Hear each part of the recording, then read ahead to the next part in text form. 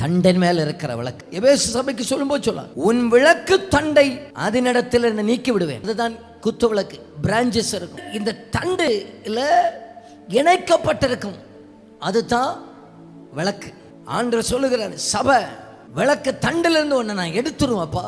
நீ விளக்கு தண்டா இருக்கிற, நீ அந்த ஆதியிலிருந்து அன்பை விட்டு விடுவாயே ஆனால், நீ என்னை நேசிக்கிற அந்த நேசத்தை விட்டு விடுவாயே ஆனால், நான் என்ன செய்வேன் என்றால் அந்த தண்டில் இருக்கிற இடத்திலிருந்து மாற்றி விடுவேன்ப்பா. ரெண்டாவது விளக்கு தண்டா இருந்தால் சபை. நான் வெளிச்சம் கொடுக்கணும்னு சொன்னா எனக்கு நல்ல ஜெபிக்கிற ஒரு சபை இருக்கணும்.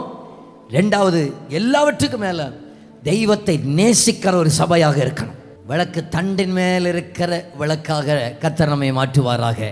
நேசிக்கிற ஒரு சபை. யார?